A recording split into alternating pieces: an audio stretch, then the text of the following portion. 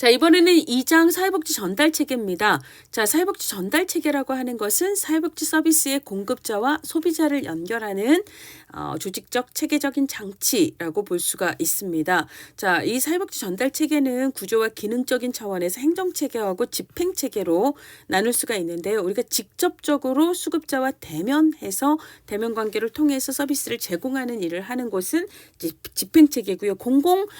이제 사회복지 서비스 전달 체계에서는 특히 이제 읍면동에 있는 주민센터, 지금으로 얘기하면 행정복지센터가 실제로 이제 주민들을 대면해서 서비스 수급에 대해서 이제 상호관계를 하는 집행 체계에 해당한다라고 볼 수가 있습니다. 근데 이제 그 배후에서 서비스를 기획하고 지시하고 지원하고 관리하는 역할을 하는 예를 들어 시군구나 보건복지부 등은 행정체계에 해당한다라고 볼 수가 있습니다. 그다음에 이제 전달체계는 운영 주체에 따라서 공공 전달체계가 있고 민간 전달체계가 있죠. 그래서 공적 전달체계 혹은 사적 전달체계 이렇게 구분을 하기도 하고요. 이 양쪽을 혼합한 전달체계로 또 구분을 할 수가 있습니다. 자, 최근에는 통합사례관리가 우리가 이제 앞에 역사에서도 2012년 희망복지지원단도 통합사례관리였고요. 그다음에 읍면동 복지 허브와의 일환으로 2016년도부터 읍면동 단위에서도 통합사례관리를 했는데 이게 다 민간과 민가관의 이제 자원을 함께 이용한 사례관리의 중요성을 강조를 하고 있습니다. 자, 그다음에 민간 전달 체계와 공공 전달 체계의 상대적인 강점은요. 이거는 우리 정책론에서 똑같은 이야기가 나오고 있습니다. 자, 그래서 282페이지 하단의 내용, 그다음에 283페이지 상단의 내용은 정책론과 이제 행정론에서 비슷한 내용이 나오고 있다라고 보시면 되겠습니다. 그래서 이제 공공 전달 체계가 갖는 강점은 기본적이고 그다음에 누구나에게 필요한 포괄적이고 보편적인 서비스 이런 것들, 그다음에 이제 시장에만 맡기면 시장 실패가 일어나는 공공재적인 성격의 재완한 서비스의 공급, 그다음에 공정적 외부 효과가 강한 서비스, 그다음에 재정의 안정성과 지속성이 중요한 서비스라든지 혹은 표준화가 용이한 서비스라든지 기초적인 대규모, 이게 이제 보통 기본적이고 보편적인 서비스죠. 이런 것들은 주로 시장에만 맡기는 것보다는 공공이 맡는 게 좋다라는 거예요. 자, 근데 이제 민간은 일단 공공 중에서도 중앙정부는 독점 구조이지만 민간은 굉장히 다양한 제공자가 있다라는 거, 그다음에 선택의 가능성이 많다라는 거, 선도적이고 실험적이고 창의적인 그런 시도가 가능하다라는 거, 참여한다라는 거, 그러니까 그 수요자의 참여가 가능하다라는 거, 그러니까 좀 더 용이하다라는 거, 그다음에 욕구의 변화에 보다 민감하고 신속하게 대응할 수 있다라는 거, 그다음에 이제 각각의 서비스에 대한 전문화된 서비스의 제공이 용이하다라는 거, 환경 변화에 좀 더 빨리 대응한다라는 거, 그다음에 개별적인 서비스에 조금 더 강하다는 거, 이런 특징들을 민간 서비스 전달 체계의 장점으로 얘기를 해볼 수가 있습니다. 자, 그런데 이제 우리가 공공 서비스 전달 체계에서는 이제 중앙정부와 지방정부가 있는데 이제 중앙정부와 지방정부에 대해서 또 비교하는 내용들이 있습니다. 주로 이제 중앙정부의 사회복지 담당법 은 이제 보건복지부에서 담당을 하지만 이게 이제 사회복지가 범부처적인 성격이 있기 때문에 보건복지부 외에도 다양한 정부 부처가 사회복지 혹은 사회보장과 관련된 사업들을 진행을 하고 있습니다. 자, 그래서 우리가 보건복지부에서 이제 그 담당을 하는 사회보험 중 국민건강보험이나 노인장기요양보험을 담당하는 국민건강보험공단, 그다음에 국민연금을 담당하는 국민연금공단, 그다음에 이제 산재보험과 고용보험을 담당하는 고용노동부 산하의 이제 근로복지공단은 다 공공전달체계에 해당한다라고 볼 수가 있고요. 그다음에 이제 국민연금은 기본으로 이제 관리 운영, 국민연금의 관리 운영은 국민연금공단에서, 그다음에 이제 산재보험이나 고용보험의 관리 운영은 근로복지공단에서 각각 담당을 하지만 모든 사회보험의, 그러니까 5대 사회보험의 보험료 징수 업무 있잖아요. 보험료 징수 업무는 체납 관리를 한다거나 징수한다거나 이런 것들은 다 2011년부터 국민건강보험에서 통일해서 담당을 하고 있습니다. 자, 그다음에 지방정부에 대해서도 얘기를 하고 있습니다. 쭉 읽어보시면 될 것 같고요. 그다음에 우리 이제 사회복지 서비스는 민간기관에서도 제공이 되는 거고요. 민간에는 특히 이제 영리가 있고 이제 비영리가 있죠. 그래서 우리가 앞에서 얘기를 했던 것처럼 영리를 제2섹터, 얘는 제3섹터라고 이야기를 하게 됩니다. 사회복지 서비스 공급에 꼭 비영리만 참여하는 건 아니고요. 영리기관도 참여를 하는 거고 사회적 기업은 영리와 비영리의 딱 중간 형태라고 볼 수가 있습니다. 그리고 사회복지법인은요. 민간 전달 체계에 해당합니다. 자, 그렇고요. 자, 그다음에 이제 뭐 사회복지법인 이외에도 사회복지 사회복지 시설을 운영할 수 있습니다. 사회복지 사업법에서 사회복지 시설 설치와 운영은요. 국가 지방자치단체도 할 수 있고 그 외의 자가 시군구에 신고하고 할 수 있거든요. 그러니까 사회복지법인 아니더라도 사회복지시설을 운영을 할 수 있다라고 볼 수가 있고요. 그 다음에 이제 민간이 지방자치단체와의 위탁 혹은 수탁, 그러니까 주는 자 입장에서는 위탁인 거고 받는 자 입장에서 수탁이 되는 거죠. 이런 계약을 통해서 민간에서 이제 그 공공의 사회복지 시설을 이제 위탁을 받아 수탁을 받아서 운영을 하기도 한다라는 이야기를 하고 있습니다. 자, 그 다음에 이제 복지 혼합이라고 하는 것은 공공과 민간의 혼합 전달 체계에 의해서 서비스를 전달하는 것을 이야기를 합니다. 이제 가장 대표적인 것이 공공이 재정을 부담하고 민간에선 서비스를 제공하는 형태가 되는 거고요. 이게 이제 우리 2007년부터 시작된 바우처 방식의 사회 서비스가 그러한 형태죠. 그래서 공공에서는 국가와 지방자치단체가 바우처의 형태로 수요자한테 재정 지원을 하면 그러면 이제 수요자가 민간의 다양한 서비스 기관들을 통해서 서비스를 이용을 하고 그리고 이제 그 비용을 이제 그 서비스를 제공한 만큼의 비용을 서비스 민간의 기관에서 받는 그런 형태로 이렇게 사회복지 서비스 혹은 사회 서비스들이 혼합 전달 체계로 제공이 되고 있다라고 볼 수가 있습니다. 자, 그다음에 뭐 시험에 출제된 사회복지 서비스 전달 체계의 주요 구성은요. 한번 읽어보시면 될 것 같습니다. 자, 그다음에 우리가 정책론에서는요.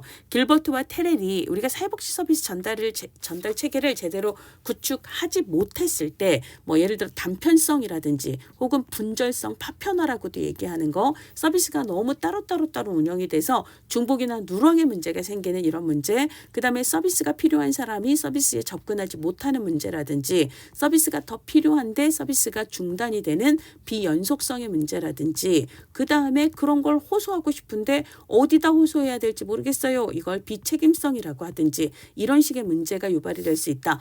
라고 정책론에서 나왔었고 시험이 나왔거든요.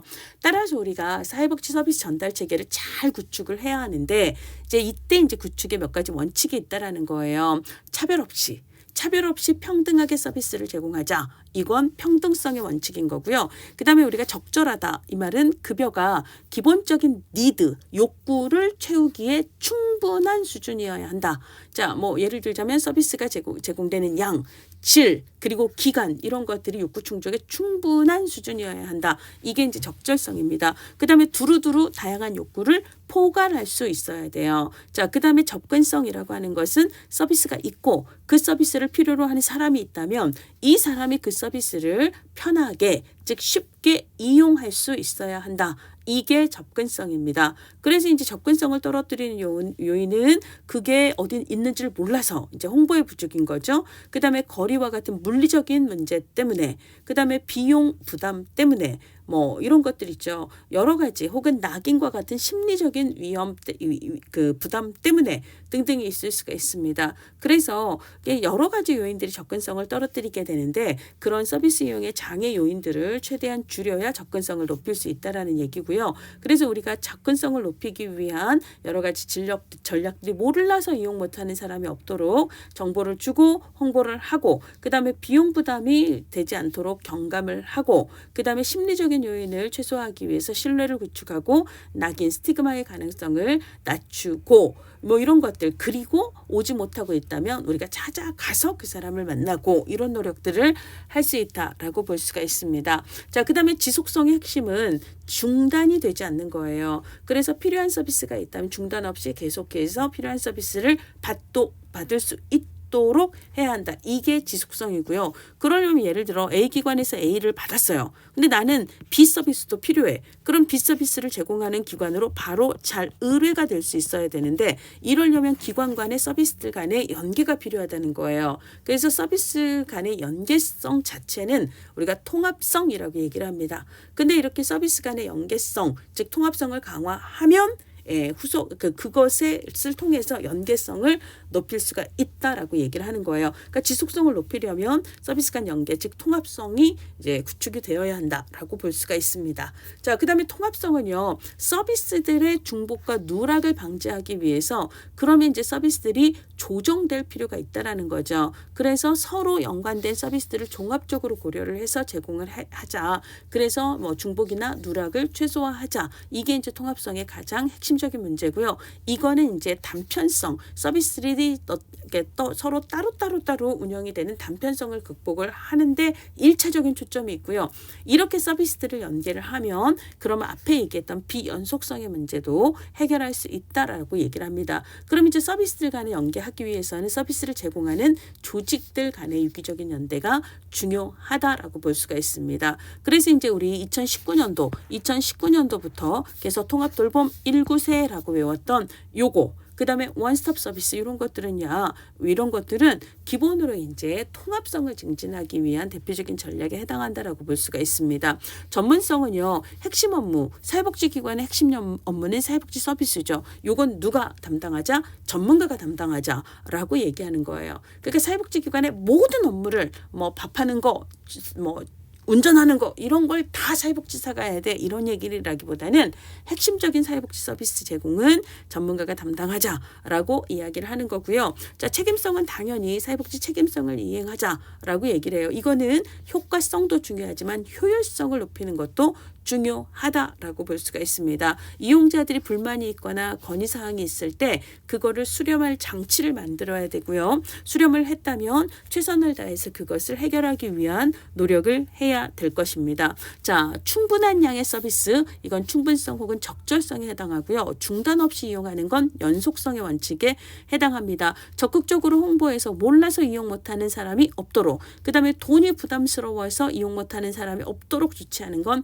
접근성을 강화시키기 위한 원칙에 해당하는 거고요. 불만사항을 파악해서 처리하는 거, 이거죠. 얘는 책임성의 원칙하고 관련이 된다라고 볼 수가 있습니다. 자, 그 다음에 우리가 정책론에서도요, 사회복지 서비스 전달체계 개선 전략에 대해서 얘기를 했었습니다. 자, 통합성을 증진하기 위한 전략으로 종합적인 서비스를 별도로 제공하는 별도의 기관을 설치하자는 거예요. 이게 이제 여기 앞에서 얘기했던 원스톱 서비스를 얘기합니다. 그 안에서 종합적인 서비스가 이루어지는 거예요. 이것도 저것도 이런 거죠. 그래서 이제 서로 연계해서 딱 조정된 서비스가 한 세트처럼 거기서 제공이 되는 거. 그러니까 우리가 이제 대표적으로 얘기하면 종합사회복지관도 이런 성격이다라고 볼 수가 있습니다. 그다음에 그러니까 지역에 여러 서비스들이 있는데 기본으로 이제 개별 클라이언트가 각자의 욕구에 부합하는 서비스들을 빨리빨리 효율적으로 잘 받을 수 있기가 쉽지가 않아요. 그러니까 아예 인테이크 센터, 그러니까 인테이크 창구, 그러니까 접수 창구라고 얘기를 하죠. 접수 센터를 하나를 만들어서 이거를 별도로 만들어서 모든 클라이언트들이 이쪽에 가서 저는요 A, B, C가 문제예요 라고 얘기하면 이 센터에서 그 얘기를 듣고 그럼 A는 여기로 가라. 그 다음에 B는 이쪽으로 가라. 얘는 C는 이쪽으로 가시면 된다라고 안내하도록 하라라는 얘기를 하고 있습니다. 그 다음에 이제 지역사회 수준에서 우리가 희망복지 지원단 시군구 단위 읍면동에서는 맞춤형 복지팀이 이제 둘 다 통합 사례 관리를 하는 거잖아요. 그렇게 해서 지역사회 수준에서 사례 관리를 하는 체계를 도입을 하자라고 얘기를 합니다. 그래서 시군구의 희망복지 지원단에서도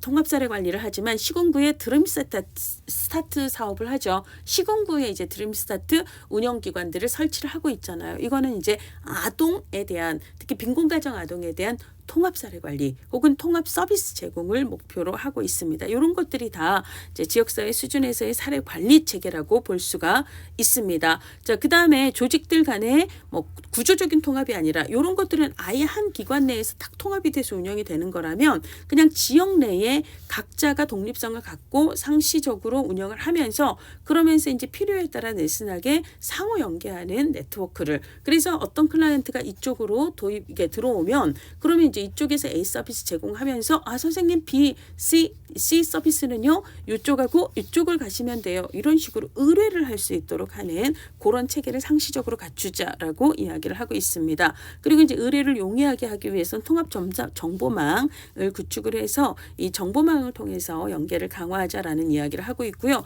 그리고 이제 딱 이분이 어떤 서비스를 받아 오셨는가 이거를 빨리빨리 확인할 수 있도록 함으로써 이분이 지금 이거를 추가적으로 받을 때가 되었네. 빨리빨리 판단할 수 있도록 하자 등의 여러 가지 방법을 통해서 통합성을 증진할 수 있다라고 이야기를 합니다. 자, 그럼 통합성의 반대말이 결국은 서비스 파편화예요. 혹은 분절화, 단절성, 분절성이라고 얘기를 합니다. 그러니까 서비스 기관들이 유기적인 연계가 없어서 그냥 각자 주고 싶은 대로 각각 주다 보니 뭐가 많아지는 거예요?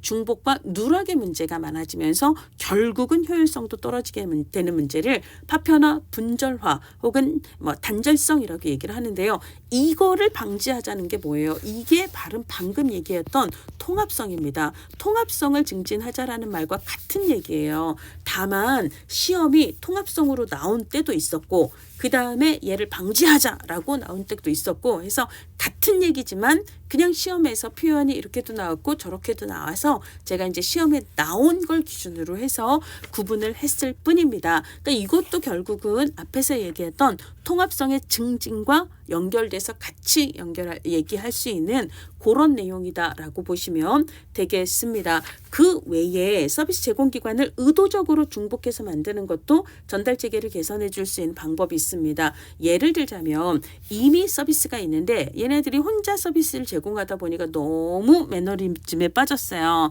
그래서 뭔가 개선을 위한 노력을 안 해. 그러면 얘네들 긴장시키려고 걔네랑 같은 서비스를 제공하는 전달 체계를 의도적으로 만들면 우리 열심히 해야 되겠어 이러면서 막 좀 더 열심히 달릴 수 있다라는 거예요. 이런 목적을 갖기도 하고요. 기존에 있던 서비스 제공이 예를 들어 노인 서비스를 제공하더라도 가보니 너무 고령의 노인들이 중심이 되다 보니까 아무래도 이제 막 노년기에 접어든 분들은 여기 가면 좀 있기가 그런 거예요. 그러면 이제 그런 분들이 기존의 전달 체계를 이용하기가 좀 껄끄러운 분들이 이용할 수 있도록 그분들을 배려한 같은 기능을 가진 또 다른 기관을 의도적으로 중복해서 만들 수 있다라는 얘기다라고 보시면 되겠습니다. 자, 이번에는요. 우리 3장의 사회복지 조직 이론입니다. 사회복지 조직을 분석할 때 이제 이 조직 자체 요인에만 집중을 하는 경우를 우리가 폐쇄체계 관점에서 본 조직 이론이다라고 얘기를 합니다. 근데 조직을 외부의 환경과의 관계 속에서 보면 얘는 개방체계적인 관점이다라고 얘기를 해요. 자, 먼저는 이제 폐쇄체계 관점의 조직 이론을 보도록 하겠습니다. 얘는 기본적으로 외부 환경과 거의 단절된 그냥 그런 조직으로 마치 간주하듯이 환경에 대한 이야기를 하지 않아요. 그래서 폐쇄체계 관점의 조직 이론에서 환경에 영향을 받는다 이런 얘기가 나오면 걔는 틀렸다라고 보시면 되겠습니다. 근데 이 폐쇄체계 시각의 조직 이론에는 이론의 이름에 관관관이 들어갑니다. 그리고 XY예요. 관관관 XY는 폐쇄체계 관점이다. 그래서 관료제 이론, 과학적 관리론, 인간관계 이론 그리고 XY 이론은 폐쇄체계 관점입니다. 따라서 얘네들은 외부 환경과 조직의 영향관계에 초점을 두지 않는다는 공통점이 있습니다. 자, 이 중에서 이제 관료제 이론이에요. 관료제 이론은요, 기본으로 이제 보통 대규모 조직을 이제 얘기할 때 보통 이걸 얘기합니다. 그러면 이제 가장 대빵이죠. 행정관리자가 그 모든 사람들을 직접 관리하는 게 아니라 나는 너를 관리하고 니네들이 얘네들을 또 관리하고 그렇죠? 그 다음에 얘네들이 또 요걸 관리하고 이런 식인 거예요. 그러니까 이제 이 조직은 결국은 각자의 포지션도 다르고 각자의 역할과 기능도 다릅니다. 이거를 우리가 분업화되었다. 대개 혹은 분업 구조를 갖는다. 전문성을 추구한다라고 얘기를 해요. 그래서 이제 업무가 세세하게 쪼개져서 한 조직 내에 있지만 서로 부서도 업무도 굉장히 다르다라는 거예요. 그리고 상위가 있고 하위가 있죠. 위계 구조가 있다라는 겁니다. 그러면 상위자와 하위자의 권력은 같다 다르다? 당연히 다르죠. 그러니까 이제 위계상의 위치에 따라서 기본으로 권위의 차이가 있다라고 볼 수가 있습니다. 공식적 위계, 그 다음에 업무 처리 구조를 갖고 있습니다. 공식적 위계, 공식적인 업무 처리 구조를 갖는다라고 얘기를 해요. 그래서 관료제 이론에서는 합리적으로 조직을 운영한다라는 건 그것보다 합법적인 거다라고 이야기를 합니다. 합법적이라는 것은 사적인 감정은 배제하고 공식적인 원칙과 절차, 즉 공식적인 규칙과 규정을 따르라라고 얘기를 해요. 규칙과 절차라고 이야기를 합니다. 이걸 따르는 것이 가장 합리적이고 가장 합법적인 운영이다라고 이야기를 합니다. 그래서 규칙, 규정, 절차, 원칙 이런 것들을 강조를 한다라고 이게 관료제 이론에서 가장 핵심 키워드로 나옵니다. 근데 이제 우리가 사회복지의 경우는요, 케이스 바이 케이스로 개별화, 그리고 사람 자체가 원료고 사람이 사람을 돕는 관계에서 성과가 나오는 거잖아요. 근데 이런 사적 감정은 배제하고 공식적인 절차만을 강조하는 것이 사실은 사회복지기관에 적용하기는 좀 어려움이 있습니다. 만약에 이제 조직이 수행해야 되는 과업이 굉장히 천편일률적인 하던 대로 하면 되는 경우라면 굉장히 관료제 이론은 효율적일 수가 있습니다. 그렇지만 이제 부서 위기주의를 낳거나 그냥 규정대로만 하지 그 이상을 하려고 하는 노력을 하지 않아요. 새로운 것보다는 규정을 따르는 걸 강조하기 때문에 혁신이라든지 변화보다는 안정을 주로 따르게 되죠. 그 다음에 이제 우리가 규칙을 만든 건 사실은 일을 더 잘하기 위한 목적으로 규정을 만들었는데 어느 순간부터는 일 자체의 일을 더 잘하는 것보다 규정 자체가 목적이 돼버리는 목적 전치 현상이 있을 수 있다라는 거고요. 자, 비인간화나 소외 현상이 나타날 수 있다라고 얘기를 할 수가 있습니다. 자, 이번에는 과학적 관리론입니다. 과학적 관리론에서는요, 우리가 생산성을 극대화하는 게 이게 가장 명확한 목표가 되는 거고요. 생산성의 극대화를 위해서 가장 중요한 건 효율성을 극대화하는 거예요. 효율성이 가장 핵심이다라고 얘기를 합니다. 그럼 효율성이라고 하는 것은요, 같은 목표라고 하더라도 가장 최소의 시간과 가장 최소의 비용을 들여서 목표를 넣는 거예요. 이게 이제 효율성을 기초로 하는 생산성의 극대화다라고 이야기를 할 수가 있습니다. 그래서 행정관리자가 어디로 가냐면 일선의 현장으로 갑니다. 그래서 실제 직원들이 어떤 식으로 움직이고 어느 만큼의 시간을 쓰는가에 대한 분석을 하게 된다라는 거예요. 데이터를 확보해서 데이터를 분석을 해본다는 거예요. 뭐에 대한 시간과 동작에 대한 분석을 한다. 그럼 이겁니다. 그래서 예를 들자면 조직의 이제 공정 과정이 A 절차 한 다음에 B 절차 한 다음에 C를 해야 돼요. 근데 A를 여기서 한 다음에 B를 그 다음에 이제 B로 갑니다. 그리고 다시 C를 여기서 합니다. 그럼 이 동선이 서로 겹치고 그 움직임 만큼 낭비되는 시간이 있는 거잖아요. 이런 건 비효율적이라고 보는 거예요. 그러면 A, B, C 공정을 보다도 효율적으로 만들려면 A를 여기서 하고 B를 여기서 하고 C를 여기서 하도록 바꾸는 거예요. 그러면 이제 이렇게 중복되는 동선을 최소화할 수 있고 그 동작을 하느라고 날리는 시간도 우리가 아낄 수 있다라는 거죠. 이런 식으로 가는 게 이제 효율성을 통해서 생산성을 극대화하자라는 과학적 관리론의 마인드다라고 볼 수가 있습니다. 그러면 이제 고용주 입장에서는 내가 어차피 똑같은 임금을 쓰고 근로자들이 쓸데없는 자칫 하느라고 시간 낭비를 하지 않으니까 그만큼 나는 낭비를 줄이면서 돈을 많이 벌어서 좋은 거고, 그 다음에 이렇게 있잖아. A, B, C, A, B, C 이렇게 하지 말고 요렇게 해라고 업무를 표준화시키고 난 다음에 표준 시간과 표준 동작을 정하고 난 다음에 그렇게 표준화된 업무를 더 많이 하는 사람에게 경제적 보상을 더 많이 하겠다. 인센티브를 더 많이 주겠다라고 얘기를 하는 거예요. 그럼 어차피 직원들도 돈 벌려고 왔으니까 내가 많이 일을 하면 많은 보상을 받으니 걔네들도 좋고 나는 얘네들이 낭비 없이 일해서 내 생산성을 극대화시켜주는 게 좋고 서로 좋다라고 얘기하는 게 이게 과학적 관리론입니다.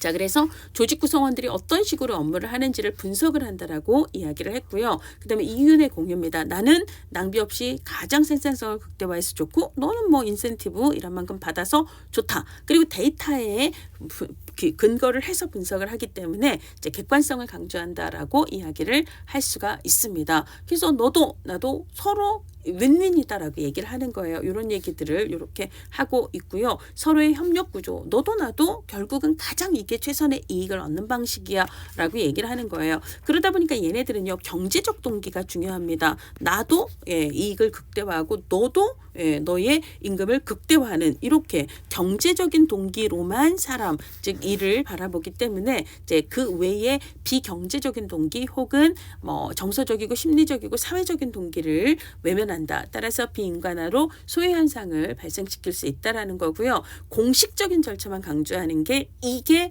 과학적 관리론과 관료제 이론의 공통입니다. 근데 비공식적인 요인에 대해서는 관심이 없다라는 거예요. 그리고 관료제 이론도 과학적 관리론도 폐쇄 체계적인 관점이기 때문에 환경의 영향을 간과한다라는 공통의 한계를 갖게 됩니다. 그 다음에 관리자가 결국은 자신의 어떤 생산성을 극대화시키기 위해서 일선 현장으로 가서 일을 분석을 하고, 그러고 니네 일 이렇게 해라고 관리자가 던지는 거거든요. 그래서 관리자에게만 목표 설정 책임을 부여하기 때문에 직원들의 의사 결정 참여는 별로 중시하지 않는 성격이 있어서 이거는 좀 사회복지 조직에 적용하는데 한계가 있지 않는가라는 한계를 얘기할 수 있습니다. 자, 이번에는요, 세 번째 관입니다. 인간관계 이론이에요. 얘는요, 단순히 경제적이고 합리적이고 합법적인 것만 강조하는 게 아니에요. 이런 걸 다 통칭해서 우리가 공식적 요인이다라고 얘기를 합니다. 공식적 요인만 강조하는 게 아니고 인간관계 이론에서 오히려 비공식적인, 그래서 비공식적인 집단, 비공식적인 요인, 즉 심리적 요인, 사회적 요인, 정서적 요인, 감정적 요인, 인간적 요인, 뭐 이런 것들이 오히려 조직의 생산성에 굉장히 큰 영향을 미친다라고 보는 이론입니다. 이 이론은요, 호송 공장에서의 실험에 기초해서 하버드 경제학과의 경영대학원의 이제 메이오 교수가 만든 그런 이론입니다. 자, 그래서 우리가 사실 회사에서 혹은 조직에서 한 개인으로서만 일을 하는 게 아니라 사실 집단 속에 속해서 일을 하는 거거든요. 집단의 일원으로서 상호작용을 하면서 일을 하기 때문에 그래도 이제 뭐 일이 좀 힘들어도 서로 일하는 사람들 분위기가 좋으면 또 그 맛에 일을 하는 그런 게 있다라는 거예요. 그게 또 조직의 생산성에 영향을 준다라고 이야기를 합니다. 이 비공식이라는 말, 그렇죠? 이런 것들이 영향을 준다라는 이야기예요. 그리고 이제 관리자의 행동은 이게 이제 노동 근로자들에게 심리적이거나 어떤 정서적인 영향을 미쳐서 생산성에 영향을 줄 수 있다라는 이야기입니다. 그러니까 단순히 물리적인 근로 조건뿐만 아니라 이런 요인들이 생산성에 영향을 미친다라고 이야기를 하는 거죠. 그러니까 구성원들 간의 분위기가 좋으면 그러면 생산성이 높다라고 이야기를 합니다. 이게 이제 뒤에 나오는 맥그리거의 XY론 중에서 Y이론하고 유사합니다. 자, 그러면 우리가 XY론이 무엇인가라고 보시면은요, 기본으로 얘는 일에 대한 인간의 본성에 기초를 합니다. X이론은요, 누가 시키지 않아도 너 일할래? 아우 싫어! X야! 라고 얘기하는 그런 입장이에요. 그럼 인간은 사실 시키지 않으면 일 안 한다. 그러니까 그 사람들 일을 통해서 일을 하려면 일을 시켜야 하는 거다라고 얘기를 해요. 지시를 하고 그 다음에 통제를 하고 안 하면 처벌을 하고, 그렇게 해서 관리 감독을 하지 않으면 얘네들은 스스로 일을 하려 하지 않는다라고 얘기를 하는 거예요. 이게 X이론입니다. 근데 오히려 예스입니다. 너 일 좋아? 아, 예스. 일을 사람들은 좋아한다라고 가정을 해요. 근데 이제 좋아하는 일인데 옆에서 자꾸 누가 푸시하고 통제하고 그럼 오히려 그 마음이 떨어지죠. 그러니까 통제와 지시와 감독이 아니라 자율성과 책임감과 창의성을 발휘할 수 있도록 지원하는 거, 이게 중요하고요.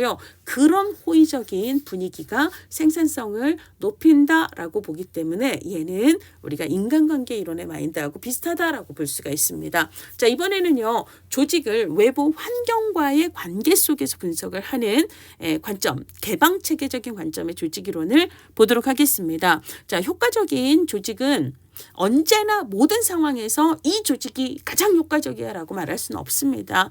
조직 관리는 조직이 처한 상황에 따라 달라진다. 그래서 그때 그 상황에 적합한 조직이 가장 짱이다라고 얘기하는 게 상황이론 혹은 상황 접합론입니다. 자, 그다음에 체계 이론은요. 우리가 한 사회도 특정의 기능이 필요하고 우리가 집을 만들 때도 밥을 짓는 곳, 빨래를 하는 곳, 그다음에 용변을 보는 곳, 잠을 자는 곳 이런 기능이 필요한 것처럼 조직에도 기능이 필요하다라는 거예요. 그리고 그 각각의 기능을 담당하는 하위 체계가 있죠. 이게 이제 조직에선 주로 부서가 될 겁니다. 근데 이제 어떤 기능들이 필요한가?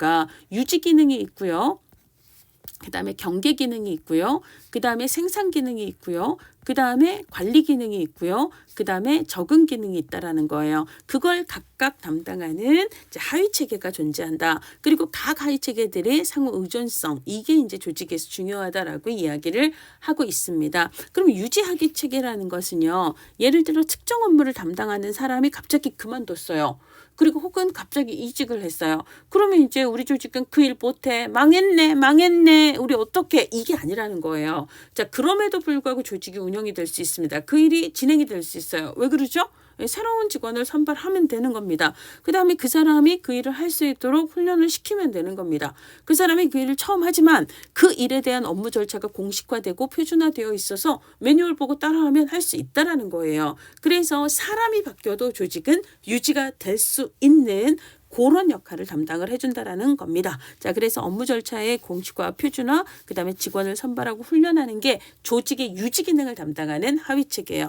자, 그 다음에 경계 하위 체계는요. 예를 들어 조직이 경계 너머로, 조직 경계 너머로 뭘 해야 돼요? 여러분, 2026년 1월 말부터 2월까지 저희 조직이 뭐 해요? 많이 참여해 주세요. 라고 알려야 될 거 아니에요. 알려야 그분들이 와서 서비스를 이용하고 활용을 할 거 아닙니까? 자, 그래서 외부로 알리는 거, 즉 경계 너머로 알리는 거죠. 홍보 마케팅, 외부 기관과의 소통 이런 건 경계 하위 체계가 담당한다라고 이야기를 합니다. 자, 그다음에 우리가 생산성이라고 하는 것은요. 공장에서는 물건을 만들지만 우리는 서비스와 프로그램을 만들죠. 이걸 우리는 보통 개발한다라고 얘기를 합니다. 그래서 프로그램과 서비스를 개발하고 운영하는 것은 생산 하위 체계가 담당을 하는 거고요.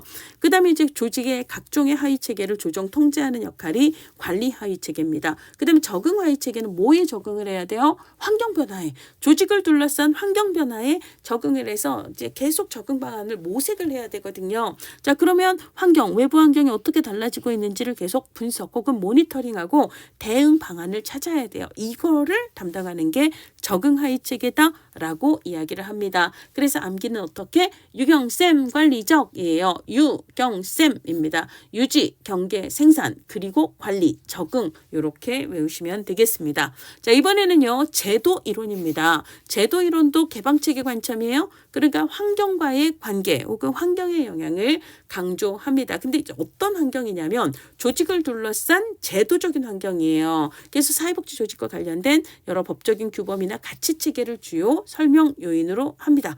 그래서 예를 들자면 내가 사회복지관을 운영해요. 그러면 내 맘대로 운영할 수 있나요? 사회복지 사업법의 규정, 그 다음에 보건복지부 지침과 매뉴얼의 규정 이런 것들을 따라야 되는 거잖아요. 그리고 이제 사회복지법인과 시설의 재무회계 규칙에 따라서 재무회계를 해야 되는 거잖아요. 그죠? 이런 제도적 환경이 중요하다라고 이야기를 하는 거예요. 그래서 법률과 규칙, 사회적 여론 등의 영향을 받는다라고 얘기를 합니다. 그러니까 우리가 전국 어떤 사회복지관을 가도 기본으로 사례관리, 그러니까 사회복지사업법에서는 사회복지관의 3대 기능을 사례관리, 그 다음에 서비스 제공, 그리고 지역조직과 이렇게 얘기를 하거든요. 이거 해야 돼요.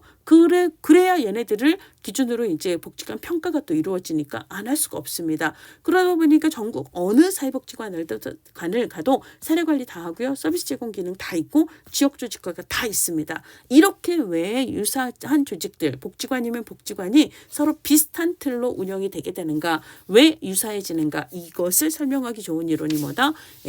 제도 이론이다라고 볼 수가 있습니다. 자, 그 다음에 자원의존 이론은 우리가 지역복지론에서도 나왔어요. 조직은요, 외부 환경이 주는 자원에 의존할 수밖에 없다라는 거예요. 그렇죠? 근데 이제 조직에게 특히 영향을 주는 이 자원이 뭐가 있다? 정치적 자원과 경제적 자원이 있다라는 거죠. 그래서 넓게 얘기하면 자원 의존이라는 거고, 그다음에 정치적 자원과 경제적 자원에 포커스를 맞춰서 자원 의존을 얘기할 때는 얘를 정치 경제 이론이라고 이렇게 얘기합니다. 그러니까 사실 얘네들은 같은 이론이다라고 생각하고 문제를 풀어도 상관이 없습니다. 자, 그래서 이제 외부 자원에 의존을 한다라는 거예요. 근데 이제 그게 경제적 자원도 있고, 그죠? 권력, 그 다음에 이제 뭐 예를 들어 정치적 자원도 있고, 요런 것들을 이야기를 한다라는 거죠. 그래서 이제 우리가 뒤쪽에서 사회복지 조직을 둘러싼 환경에 대한 얘기를 할 건데요. 그 환경에는 특정 조직뿐만 아니라 다수의 다른 조직도 함께 영향을 받는 일반적인 환경이 있고, 특정 조직의 업무하고 관련해서 직접적으로 상호작용을 하는 그런 환경도 있어요. 이게 포괄적인 환경을 일반 환경이라고 이야기를 하고, 일반 환경이라고 얘기를 하고요. 그 다음에 이제 조직이 자신들의 과업과 관련해서 직접적으로 이제 상호작용하는 것을 과업 환경이라고도 얘기하고, 태스크입니다. 태스크 인바이런먼트, 과업 환경이라고도 얘기하고, 얘를 업무라고도 번역을 해서 업무 환경이라고도 얘기를 하거든요.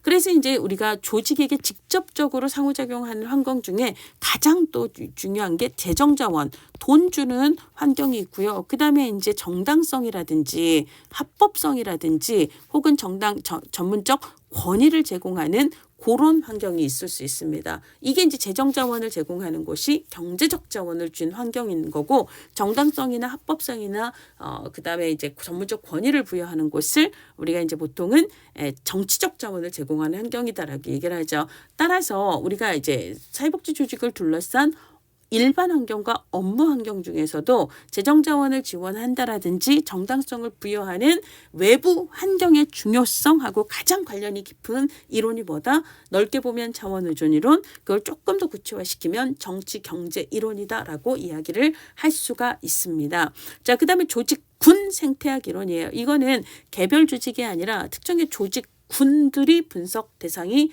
됩니다. 그래서 조직의 생존 여부는요, 개별 조직 자체의 노력보다는 그 조직군이 지금 이 환경 변화에 얼마나 적합한가. 근데 적합하지 않으면 걔네들은 싹이 없어지는 거고요. 도태되는 거고, 그 다음에 환경 변화에 적합하면 걔네들은 또 살아남는 거고, 이렇게 얘기를 하는 거죠. 그래서 자연 세계에서 진화론이 적자 생존의 논리를 펼치듯이 사회복지 조직과 같은 이 조직 단위도 결국은 환경 변화에 적합한 놈들만 살아남게 되는 그런 환경 결정론을 이야기를 한다라는 거예요. 그래서 특정의 사회복지 조직들이 쭉 나타났다가 그 다음에 걔네들이 싹 사라지는 그런 소멸 현상이 있다라는 거예요. 특정의 조직이 만들어지기도 하지만 사라지기도 한다. 그래서 코로나 상황에서 비대면 서비스를 적응을 못하는 기관들은 또 도태되게 되죠. 이런 걸 설명하기 좋은 이론을 조직군 생태학 이론이다라고 이야기를 합니다. 자, 그 다음에 이제 조직을 명확하고 단기적인 구체적인 목표를 중심으로 관리하자. 근데 이제 이 목표를 관리자가 혼자 정해서 딱 던지면 조직원들이 목표 달성에 대한 의욕이 떨어질 테니까 구성원들의 참여 속에서 목표를 같이 정해서 공동의 책임성을 같이 나누면서 목표를 달성하도록 하자. 이게 이제 목표 관리 이론이 되는 거고요. 목표 관리 이론이라고 주로 표현을 하지만 목표 설정 이론으로 나오기도 했습니다. 근데 이제 이거는 거의 비슷한 말이라고 생각하고 문제를 푸시면 되겠습니다. 자, 그다음에 신공공관리 이론이에요. 자, 얘는요, 신우파 정권 몇 년이죠? 1980년대 영국의 대처, 미국의 레이건 정권을 생각하시면 되겠습니다. 그래서 이제 그때는 복지 예산을 축소하고 국가의 관여를 축소하고 세금 축소하고 뭐 이런 거에 관심을 두던 때예요. 그 전까지 1940년대 중반부터 70년대 중반까지 복지국가가 엄청 발전을 했는데 근데도 1970년대 경제가 휘청하잖아요. 이거 다 정부 실패 문제다. 정부가 괜히 쓸데없이 시장에 관여를 해서 시장을 말아먹었다. 이렇게 얘기를 한다는 거예요. 누가? 신우파 정권에서는. 신우파의 핵심이냐 뭐다? 신자유주의 혹은 신보수주의라고 이야기를 하죠. 그러니까 국가가 담당하다라는 것을 주로는 이제 시장에 던지자라고 얘기를 하는 거고요. 자, 그 다음에 국가 혼자 북치고 다 장구치는 거 이거 너무 비효율적이다. 효율성을 강조를 하게 됩니다. 자, 그래서 공공부문 조직 운영에 시장의 경쟁 원리를 도입을 하게 되는 거고요. 정부가 직접 공급을 하던 것을 줄이고 이제는 민간과 시장 중심으로 민영화하는 것을 강조를 하게 됩니다. 자, 그 다음에 정부 혼자가 아니라 정부의 역할은 좀 줄이면서 다른 섹터의 역할을 더 높이는 방식의 복지 다원주의나 복지 혼합 같은 것을 이야기를 하게 되는 거고요. 시장에 대한 기업에 대한 국가의 규제 이런 거를 이제 완화시키고 그다음에 자유롭게 사람들이 시장 활동에 참여할 수 있도록 하는 이런 것들을 굉장히 강조하는 게 신공공관리론이다라고 생각을 하시고요. 신공공관리론은 핵심이 이제 정부보다는 시장 중심으로 움직이자. 그리고 정부 행정도 시장과 같이 움직이자라고 얘기하는 거다라고 보시면 되겠습니다. 자, 그다음에 총체적 품질 관리는 뒤에서 따로 서비스 품질 관리에 대해서 얘기를 하겠지만 자, 지속적으로 그다음에 총체적으로 우리 고객님이 만족할 때까지 서비스의 질을 향상하기 위해서 최선을 다해서 노력하자. 누가? 한 개인이 아니라 집합적 노력, 집단적 노력, 팀으로 노력하자라고 얘기하는 걸 총체적 품질관리 이론이라고 이야기를 합니다. 자, 그 다음에 학습 조직 이론은요. 개인 및 조직의 학습 공유를 통해 역량을 강화하는 것을 강조합니다. 사회는 끊임없이 변하고 있기 때문에 뭐 학습을 잠깐 하고 끝낼 게 아니라는 거죠. 지속적으로 함께 같이 학습을 하는 그런 그래서 조직의 역량 강화뿐만 아니라 개인의 역량 강화를 함께 도모하는 관점이다라고 보시면 되겠습니다. 자, 그 다음에 사회복지 조직에서 나타날 수 있는 대표적인 문제입니다. 기준 행정은요. 우리가 이제 요즘 성과평가가 되게 중요해졌고 이 성과평가가 뭐 120% 달성, 150% 달성 주로는 양적인 숫자로 그 성과를 자꾸 평가하는 경향이 있다 보니까 사람들이 실질적인 효과를 증진하는 데 대한 고민은 하지 않고 그냥 지표만 올리는데 120을 130으로 130을 140으로 올리는 데만 자꾸 치중하게 되는 그런 문제를 기준행동이다라고 이야기를 합니다. 자, 크리밍이라고 하는 것은요. 우리가 이제 우유에서 밑바닥에 가라앉은 지방 이런 거는 다 버려버리고 진짜 좋은 크림만 취하는 것처럼 전체 클라이언트들 중에서 얘네들은 내가 뭐 아무리 노력을 해도 성과 내기 힘들겠네. 저리 가세요. 이러고 이분들은 서비스로 그러니까 클라이언트를 받아들이지 않고 야 내가 조금만 노력해도 성과 내기 좋은 사람들만 골라받는 현상이에요. 이것을 크리밍이라고 이야기를 합니다. 성과 내기 쉬운 대상자만 선택하려는 경향을 이야기한다라는 거죠. 그 다음에 레드테이프는 대표적인 관료제의 병폐에 해당하는 거죠. 우리가 이제 원래 관료제에서는 규정과 규칙을 강조하는데 사실 규정과 규칙을 만들 때에는 업무를 좀 더 효율적으로 처리하도록 하기 위한 목적으로 만들었습니다. 근데 어느 순간부터는 규정이 너무 많아서 업무 효율성이 떨어지는 문제가 야기가 되는데요. 이런 것들을 레드테이프라고 이야기를 합니다. 자, 그 다음에 비슷한 문제로요. 목적 정치라고 하는 것은 원래는 그것 자체가 목적이 아니었고 목적을 보다 더 잘 달성하기 위한 수단으로 만들어졌는데 어느 순간부터는 그 수단이 목적지를 하는 거죠. 그래서 이제 대표적인 게 아까 규정 같은 거 이거는 사실 그 자체가 목적은 아니었고 목적 달성을 위한 절차나 수단의 의미를 갖고 있었는데 어느 순간부터는 그거에만 집중을 하게 되면서 이제 원래의 목적이 이제 소외되는 현상이 있게 된다. 이거는 목적 정치에 해당한다라고 볼 수가 있습니다. 자, 서비스 과열용은요. 진짜 필요한 사람들이 아닌데도 불구하고 나머지 사람들까지 서비스를 이용해서 실제보다 더 너무 오버해서 이용을 하는 문제. 그러면 낭비를 유발하는 문제가 있죠. 근데 거꾸로 서비스 저활용이라는 것은 피적 인구 집단에서도 서비스를 이용하지 않는 사람들이 생겨서 실제 필요한 사람들의 수보다 서비스를 이용한 사람들의 수가 적어지는 문제를 이야기를 합니다. 이게 이제 대표적으로 복지 사각지대 문제하고 연결이 되는 거죠. 매몰 비용은 뭐예요? 내가 지금까지 이 일을 하기 위해서 사용한 시간, 노력, 돈 뭐 이런 것들 있잖아요. 이제 이런 것들 때문에 그냥 정말 혁신이나 쇄신을 하기가 힘든 현상을 매몰 비용이라고 이야기를 합니다. 그렇죠? 그래서 혁신이나 변화를 저항 요인. 지금까지 내가 개고생했는데 그거 어떻게 없애요? 이런 것들이 되는 거죠. 매너리즘은 뭔지를 아실 겁니다. 자, 그다음에 사회복지 조직의 혁신, 그다음에 혁신을 방해하는 요인, 그다음에 현대 조직 운영 기법들에 대해서 얘기를 하고 있는데요. 이것도 진짜 딱 한 번 이렇게 나왔던 내용입니다. 쭉 한번 읽어보시면 될 거고요. 혁신에 대한 내용도 여러분들이 읽어보시면 될 것 같습니다.